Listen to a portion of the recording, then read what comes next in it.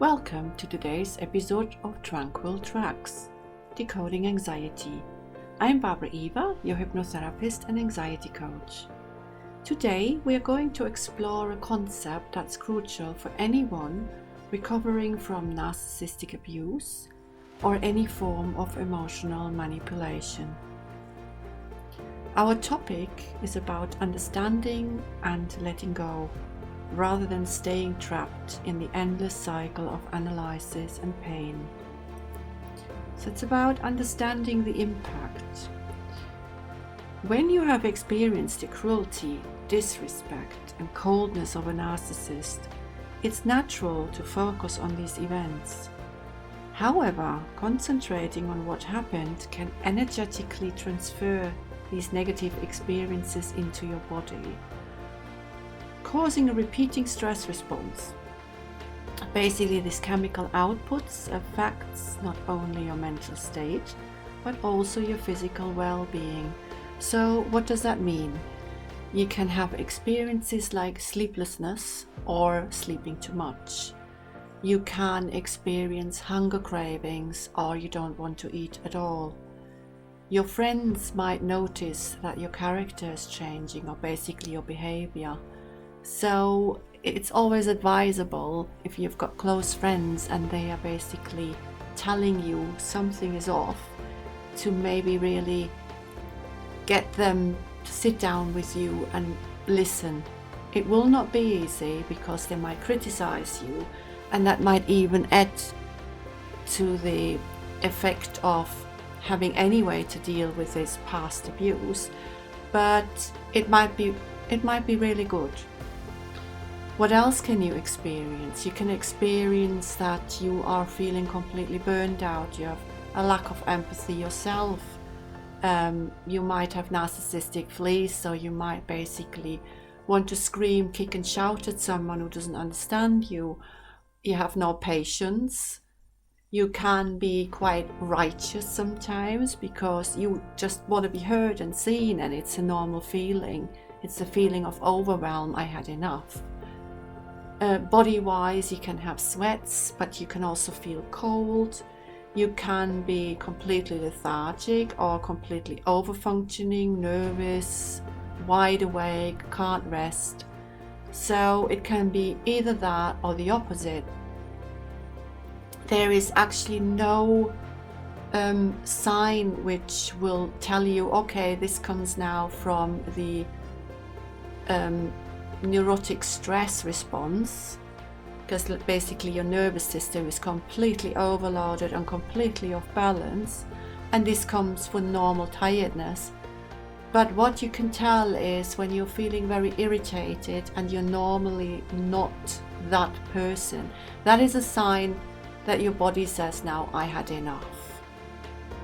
Your mind is going to be constantly racing back to what had happened, analyzing, trying to find a reason, being completely absorbed about certain thoughts, and if I would have reacted like this, and maybe it would have turned out like this.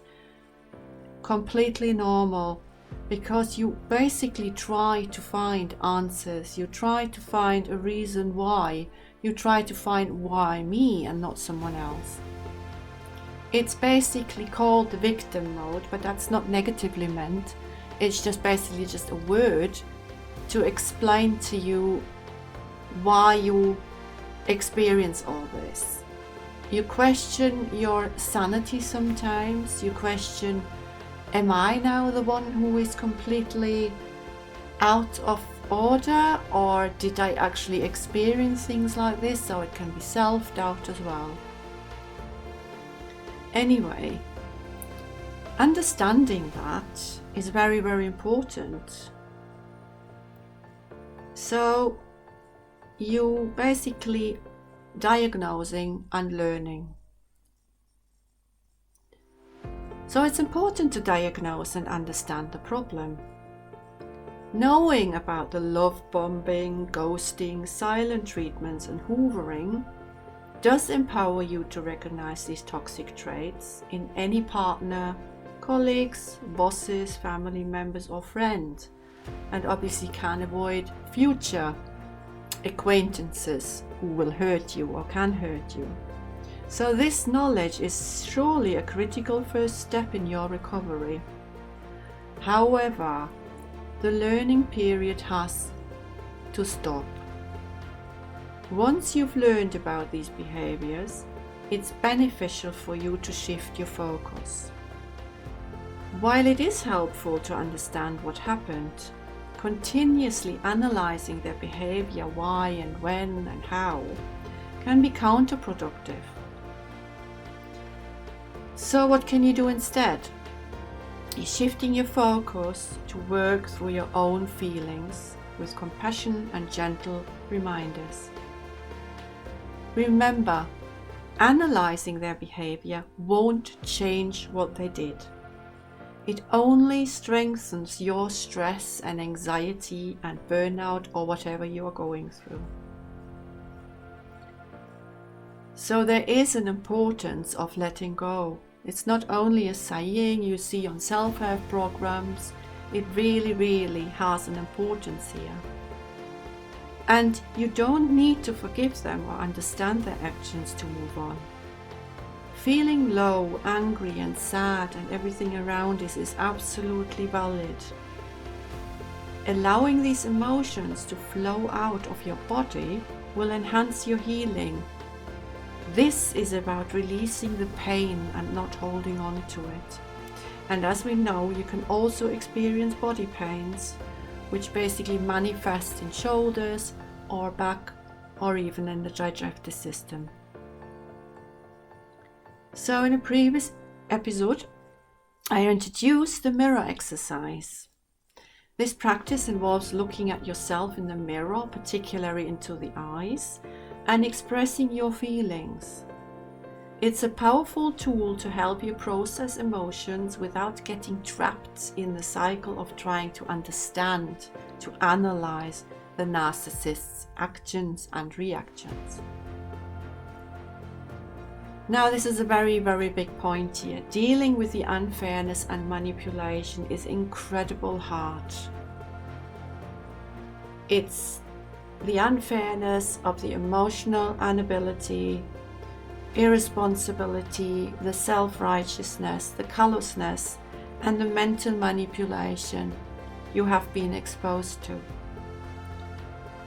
Many narcissists, in addition, exhibit a total lack of empathy, making it even more challenging to move on because you might have felt for a long time unheard, unseen, unrespected, and unloved.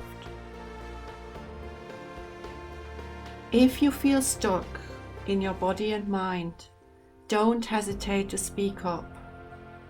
Find a safe space or place, like a self-help group, or seek advice from a professional like myself or any other medical or mental health specialist. This is not weakness, this is not cowardness, this is a very wise step to push forward.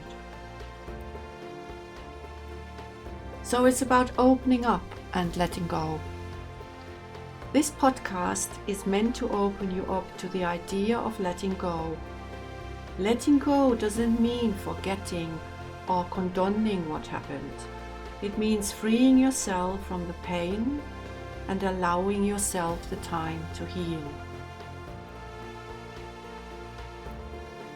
So, we are now basically ready to say goodbye. In respect of your healing journey, I wish you very well. And don't forget, I'm here walking right beside you, assisting you with the steps you take. And as someone who's recovered from this kind of mental abuse myself, I really truly empathize and can assist you, advise you and guide you. Right, so here we are. This is Barbara Eva, your hypnotherapist and anxiety coach. Together, we can navigate the path to recovery from narcissistic abuse. So, if you feel like you would like to listen to more of my podcasts, click on anxiety podcasts as well, because they are very valid, because with narcissistic abuse or mental abuse, you can also develop a temporary anxiety. So it will help you to listen to this, what a temporary anxiety is. It's basically an overreaction again, because your mind and your soul wants to keep you safe. So you will not get stuck in anything. Let your emotions flow, trust yourself, seek advice, and take good care of yourself. So thank you for joining me today. Be gentle. Until next time. Goodbye.